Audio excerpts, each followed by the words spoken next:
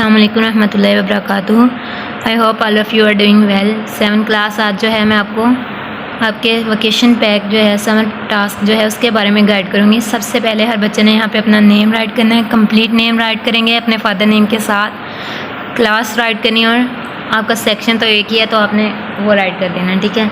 उसके बाद जो है नेक्स्ट आपको सबसे पहले जो है इंस्ट्रक्शंस वगैरह तो दी हुई हैं कि कौन कौन सी आपने फॉलो करनी है, नीटली राइट करना है। उसके बाद सबसे पहले हम इंग्लिश का देखेंगे, इंग्लिश में आपका क्या क्या इंक्लूड है, क्या क्या आपने करके आना है। तो इंग्लिश का जो सिलेबस है वो यहाँ से स्टार्ट हो रहा है। सबसे पहले इन्होंने लिखा हुआ है बुक रिव्यू।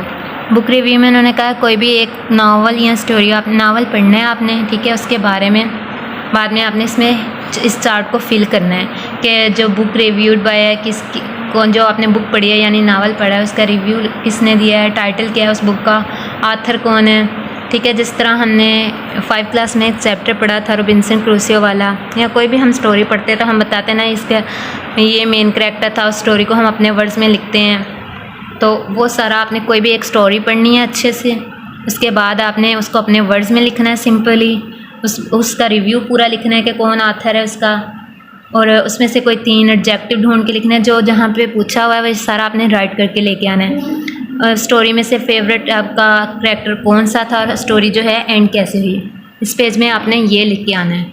नेक्स्ट स्टार्ट करते हैं मल्टीपल चॉइस क्वेश्चन यानी MCQs दिए हुए हैं आपको, इजी हैं ये, आपने अच्छे से करके आना है। पढ़े होंगे आपने आपकी इंग्लिश की बुक, वर्क बुक, उससे आप हेल्प ले सकते हैं।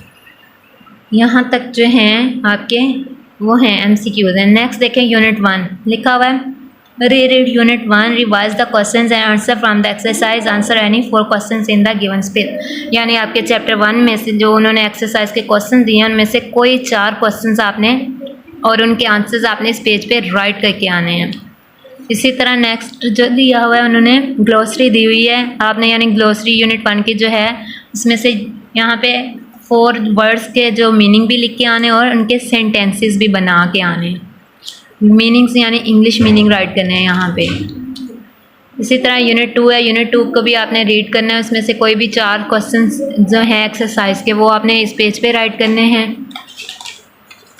और यहाँ पे ग्लोसरी में से कोई 4 वर्ड्स आपने राइट करने हैं। नेक्स्ट 3 आपको पता है आपकी पोएम है डैफोडिल्स वाली, तो आपने यहाँ पे उसकी समरी राइट करके आनी है तीसरे चैप्टर की, ठीक है। यहाँ तक करके आई होप आपको समझ आ गई होगी। हर पेज पे अपने डे एंड डेट लाजमी मेंशन करना है, इसको नीटली करना है। नेक्स्ट देखते हैं, नेक्स्ट उन्होंने हमें दिया हुआ है कम्प्रीहेंशंस। कम्प्रीहेंशंस आपको पता है स्टोरीज होती हैं या कोई पैराग्राफ होता है, आपने इसको अच्छे से रीड आउट करना है। जब आप इसको पढ़ लेंगे, पढ़ने के बाद जो नेक्स्ट उन्होंने MCQs दिए होते हैं, क्वेश्चंस दिए होते हैं या कॉलम दिए होते हैं, तो आप उनके आंसर्स ईजीली दे पाते हैं।